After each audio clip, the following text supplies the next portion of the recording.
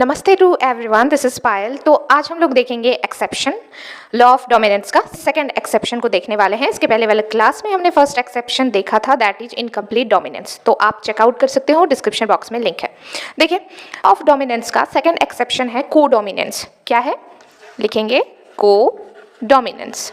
ठीक है, इसको समझने के लिए जैसे कि हमने इनकम्प्लीट डोमिनेंस को समझने के लिए हमने एक प्लांट का एग्जाम्पल लिया था, दैट इज स्नैपड्रैगन, जो कि एंटीराइनम स्पीशीज का प्लांट है। तो को डोमिनेंस को समझने के लिए हम एग्जाम्पल लेंगे ह्यूमन ब्लड ग्रुप का। हम एग्जाम्पल लेंगे ह्यूमन ब्लड ग्रुप का। अगर ह्यूमन ब्लड ग्रुप्स की बात किया जाए तो मेजरली ए ब्लड ग्रुप होता है, या बी ब्लड ग्रुप होता है, या ए बी ब्लड ग्रुप होता है, या ओ ब्लड ग्रुप होता है। यही मेजरली ब्लड ग्रुप्स होते हैं। पॉजिटिव नेगेटिव को भी छोड़ देते हैं, मेजरली हमारे पास यही ब्लड ग्रुप्स होते हैं। तो आइए समझते हैं। आप वीडियो को पॉज करके छोटे छोटे नोट्स भी बना सकते हो। मैं आपको एग्जाम में किस तरीके से लिखना है वो भी नोट्स प्रोवाइड करूंगी, बट उसके लिए थोड़ा सा आपको वेट करना पड़ेगा। सबसे पहले हम इस चैप्टर को फिनिश कर लें। ओके, देखिए, चलिए इसको समझते हैं। सपोज एक इंसान है जिसका ये क्रोमोसोम है, ठीक है, और यहाँ पर ए ब्लड ग्रुप का सपोज अलील पड़ा हुआ है। तो क्या होगा, इस इंसान के आरबीसी में, ये हमारा क्या है, आरबीसी, ये क्या करेगा, ए एंटीजन बनाएगा इसके ऊपर बड़े सारे, जिसके कारण इस पर्सन का जो ब्लड ग्रुप ए ब्लड ग्रुप हो जाएगा। ये तो पहला केस हो गया। अब दूसरा केस की बात करूं, सपोज एक दूसरा इंसान है जिसका ये क्रोमोसोम है और उसका यहाँ पर बी ब्लड ग्रुप का अलील पड़ा हुआ है, सपोज, ठीक है।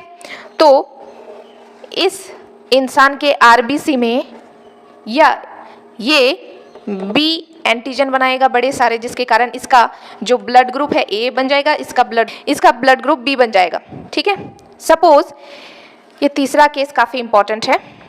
ये तीसरा इंसान है जिसका ये क्रोमोसोम है, ठीक है, इसमें ए अलील है, ए ब्लड ग्रुप के लिए अलील है, और इसमें बी के लिए। तो इस इंसान के आरबीसी में क्या होगा, इस इंसान के आरबीसी में पर लॉ ऑफ डोमिनेंस क्या कहता है, जब भी हमारे पास दो डिसिमिलर अलील होते थे तो एक अलील दूसरे पर डोमिनेंट होता था, यानी जो अपने आप को एक्सप्रेस कर पाता था वो डोमिनेंट होता था, जो अपने आप को एक्सप्रेस नहीं कर पाता था वो रिसेसिव होता था। तो यहाँ पर भी डिसिमिलर अलील है, एक ए है और एक हमारा बी है, ठीक है। तो यहाँ पे भी according to law of dominance एक जीतना चाहिए, दोनों में लड़ाई मचनी चाहिए कि या तो मैं ए वाला कहेगा या तो मैं एक्सप्रेस करूंगा, या बी कह सकता है या तो मैं एक्सप्रेस करूंगा। यानी इस पर्टिकुलर थर्ड वाले इंसान का ब्लड ग्रुप या तो ए होगा या बी होगा, है ना, लेकिन ऐसा देखने को नहीं मिलता है। तो इसका ब्लड ग्रुप क्या होगा, इसका blood group A B blood group होगा, यानी ए भी अपने आप को पूरी फुल्ली एक्सप्रेस करेगा, साथ ही साथ बी भी अपने आप को फुल्ली एक्सप्रेस करेगा, कोई किसी से दबेगा नहीं, ठीक है। दोनों इंडिपेंडेंटली अपने आप को एक्सप्रेस करेंगे, जिसके कारण इस पर्टिकुलर इंसान का blood group A B blood group हो जाएगा।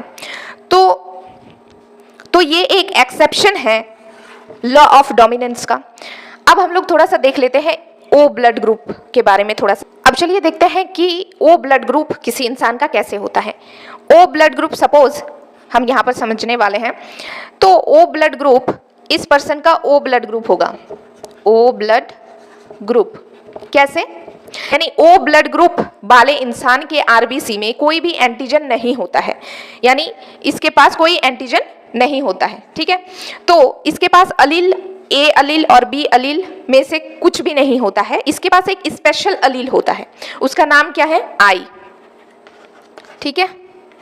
और मैं आपको बता दूं, ये जो आई अलील है ये म्यूटेंट अलील है, जो फॉल्टी अलील है, जिसका जो खराब है बिल्कुल, जिसका कोई काम नहीं है। तो ये एंटीजन प्रोड्यूस कर ही नहीं सकता है, जिसके कारण इस इंसान का ब्लड ग्रुप ओ हो जाता है। और मैं आपको एक चीज बताती हूँ, ए ब्लड ग्रुप में एक सिचुएशन ये हो सकता है कि दोनों के पास ए अलील हो, या फिर हो सकता है कि एक के पास ए अलील हो और एक के पास आई हो, तो भी इस इंसान का ब्लड ग्रुप ए ही होगा। ठीक है, क्योंकि ये जो आई है ये मैंने आपको बताया ये म्यूटेंट अलील है ना, तो ये तो कुछ एंटीजन बना नहीं सकता, ये खराब है बिल्कुल। तो ये ए जो है ये ए एंटीजन बनाता है, ये ए ही है जो ए एंटीजन बनाता है, जिसके कारण इस इंसान का ब्लड ग्रुप ए हो जाता है। तो या तो इस कंडीशन, या तो ये इस कंडीशन में भी हो सकता है या फिर इस कंडीशन में भी हो सकता है। उसी प्रकार से सिमिलरली यहाँ पर या तो हो सकता है कि इसके दोनों अलील बी हो, जिसके कारण इसका एंटीजन बी बना रहा हो और इस इंसान का ब्लड ग्रुप बी है, बी हो सकता है। फिर एक केस ऐसा भी हो सकता है कि इस इंसान के एक क्रोमोसोम में तो बी अलील है, दूसरे में आई है, और आपको पता है आई तो म्यूटेंट होता है, ये तो कोई एंटीजन नहीं बना सकता, तो बी ही एंटीजन बनाता है, फिर भी इस पर्सन का बी ब्लड ग्रुप हो जाएगा। तो यहाँ पर डोमिनेंट का कंसेप्ट फॉलो कर रहा है अगर आप ध्यान से देखोगे तो, क्योंकि ये जो ए है ये आई को दबा रहा है, ठीक है, ए डोमिनेंट है आई पर, और यहाँ पे भी जो डोमिनेंस का कंसेप्ट है वो फॉलो हो रहा है, क्योंकि यहाँ पर बी जो है ये आई को दबा रहा है, जिसके कारण बी डोमिनेंट हो पा रहा है और अपने आप को एक्सप्रेस कर पा रहा है, जिसके कारण इस इंसान का ब्लड ग्रुप बी है। बट और ये तो ओ ब्लड ग्रुप का कंसेप्ट तो मैंने आपको बता ही दिया। तो सिर्फ और सिर्फ हमारे पास ए बी ब्लड ग्रुप एक ऐसा कंडीशन है जो कि लॉ ऑफ डोमिनेंस को फॉलो नहीं करता है, और इसी को कहा जाता है कोडोमिनेंस, और ये एक एक्सेप्शन है मेंडल के लॉ ऑफ डोमिनेंस का। आई होप आपको समझ में आया होगा। Thank you.